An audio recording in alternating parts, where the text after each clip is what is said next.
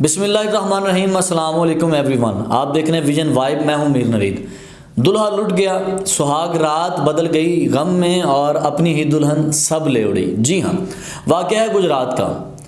सुहाग रात अरमानों भरी रात होती है, खुशियों भरी रात होती है। हज़ारों ख्वाब, हज़ारों वादे, हज़ारों कस्में और कई तरह की प्लानिंग्स होती हैं। इसमें एक नई ज़िंदगी का आगाज़ होता है, एक नए सफ़र का पहला कदम होता है।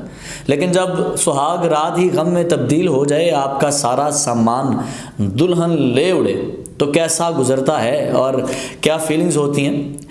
आपको बताता चलूँ कि गुजरात के इलाके में ये वाक़या पेश आया है। भाईजान जो दुल्हा साहब थे, उनकी ये शादी थी। उन्होंने एक जगह पे रिश्ता देखा। रिश्ता देखने जब गए तो वहाँ पे फ़र्ज़ी रिश्ते जो दुल्हन के थे, फ़र्ज़ी बेटियाँ उन्होंने बनाई होती हैं। कुछ लोग ऐसे हैं, कुछ गैंग ऐसे हैं जो फ़र्ज़ी रिश्ते करवाते हैं, फ़र्ज़ी शादियाँ करवाते हैं और बाद में सब लूट लेते हैं। यही हुआ इस भाई साहब के साथ। रिश्ता देखने गए, वहाँ पे फ़र्ज़ी खाला बनी हुई थी, फ़र्ज़ी माँ बनी हुई थी। खाला का भाई यानी कि खाला का बेटा दुल्हन का भाई बना हुआ था। यानी कि फ़र्ज़ी रिश्ते बने हुए थे। हसन नाम का वो इसका भाई था जो, और पुलिस के मुताबिक ये भी कहते हैं कि वो दुल्हन की माँ के साथ उसने शादी की हुई थी। अब हकीकत क्या है ये अल्लाह ही मालूम जाने कि ये डकैत क्या क्या करते हैं। पहली बार जब रिश्ता देखने गए तो उन्होंने कहा जी रिश्ता देखें, लड़की बड़ी कम एज की है, आपका लड़का बहुत ज़्यादा उम्र का है, ये वो उन्होंने कहानी शानी डाली। और लड़के वाले जो थे वो बातों में आ गए। उन्होंने कहा नहीं जी, लड़की बहुत कम एज की है, हमें तो यही रिश्ता चाहिए। जब दुल्हे मियाँ दिल हार बैठे तो उन्होंने कहा फिर सलामी वलामी कुछ दें जी, इसको लड़की को कुछ दे के जाएँ। उन्होंने 3 से 4 हज़ार हाथ पे रख दिया। उसके बाद उन्होंने फिर फ़ोन करना शुरू कर दिया। एक हफ़्ते बाद आएँ जी, अब डेट फिक्स कर लें, ऐसा है वैसा है, और लड़की को कुछ शॉपिंग के लिए देना है। 100 तरह की कहानियाँ बनी। जब वो दोबारा गए तो 30,000 रुपया उन्होंने दोबारा हथिया लिया शॉपिंग के नाम पे, लड़की को मेहंदी के नाम पे, और पता नहीं क्या क्या रसूमात उन्होंने बताई। और ठीक उन्होंने हफ्ते या 10 दिन की वो शादी की डेट रखी जी, हम सिंपल सा निकाह करेंगे। जैसे ही ये शादी हुई, दूल्हा बैंड बाजे के साथ और बारात के साथ अपने कुछ रिश्तेदारों के साथ वहाँ जा पहुँचा, खातर तवाज़ो की, और दुल्हन को लेके घर आ गए। होता यूँ है कि दुल्हन कॉल पे बात करती है। दूल्हे मियाँ पूछते हैं कि कॉल किसकी है, तो दुल्हन कहती है मेरे भाई की है। दूल्हा इजाज़त दे देता, ठीक है तुम्हारे भाई की कॉल है तो कर लो, इसमें कौन सी कोई क़यामत आ गई। अब दुल्हन सरगोशियाँ कर रही है फ़ोन के ऊपर। दूल्हा इस बात से अनजान है कि वो अपने साथी को कॉल कर रही है और उसके साथ होने क्या वाला है। दुल्हन अपनी प्यार भरी अदाओं से दूल्हे को देखती है और एक दूध का गिलास पेश करती है, लेकिन वो दूध दूल्हे को नींद की तरफ ले जाता है। उसमें कुछ ऐसी अशिया शामिल होती हैं जो दूल्हे को बेहोश कर देती हैं। नशीली दवाई से दूल्हा बेहोश हो जाता है। दुल्हन सारा कुछ समेटती है, बाहर निकलती है, बाहर से कुंडी लगाती है, रफू चक्कर हो जाती है। जैसे दूल्हे मियाँ को फजर से पहले होश आता है, दूल्हे मियाँ देखते हैं दुल्हन नहीं है, पैसे नहीं हैं, जेवर नहीं है, कुछ भी नहीं है। दूल्हे मियाँ करते हैं अपने भाई को कॉल, तो पता चलता है कि कुंडी बाहर से लगी है, दरवाज़ा बाहर से बंद है।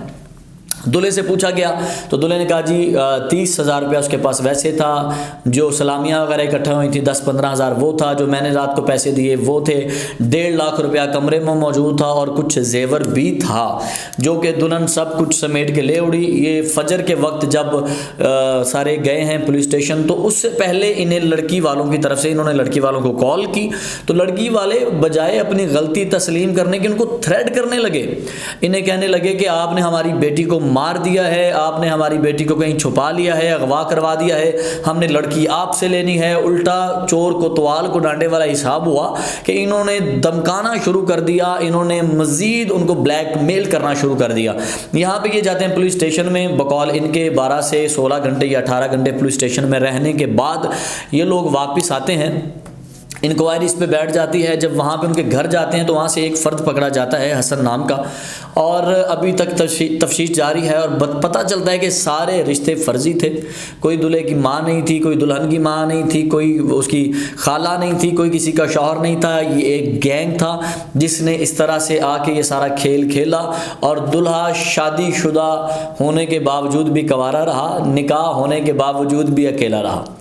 तो अपने इर्द गिर्द ऐसी सरगर्मियों पे नज़र रखें। ये लाजमी देखें कि आजकल इस तरह के गैंग जो है बहुत ज़्यादा क्राइम कर रहे हैं। आपके घर में आके रिश्ते के बहाने से, एड्रेस पूछने के बहाने से, पानी पीने के बहाने से औरतें घर में दाखिल होती हैं और आपके घर का सारा सामान लूट के ले जाती हैं। लोग आपके घर में घुस जाते हैं, भीख मांगने वाले आ जाते हैं, ये कबाड़िए आ जाते हैं कबाड़ का सामान लेने, और तरह तरह के मसाइल पेश आ रहे हैं। सबसे पहले अपने घर के बाहर CCTV कैमरा लगवाएं, तमाम एक्टिविटीज़ गली में और घर की नोट करें, कौन आ रहा है कौन जा रहा है। उसके बाद सबसे ज़रूरी बात, जब भी रिश्ता करें तो देखभाल की करें, रिश्तेदारों में करें, अजीज़ों में करें, और अगर आप आउट ऑफ कास्ट भी कर रहे हैं तो पहले देखें वो हैं कौन, लोगों से उनके बारे में पूछें, इर्द गिर्द सारा जायज़ा लेके फिर अपने बेटे का या बेटी का रिश्ता करें, वरना यही हाल होगा जो भाई के साथ हुआ। हम इनके दुख में बराबर के शरीक हैं और उम्मीद करते हैं कि आइंदा इस तरह की एक्टिविटीज़ पे आप नज़र रखेंगे।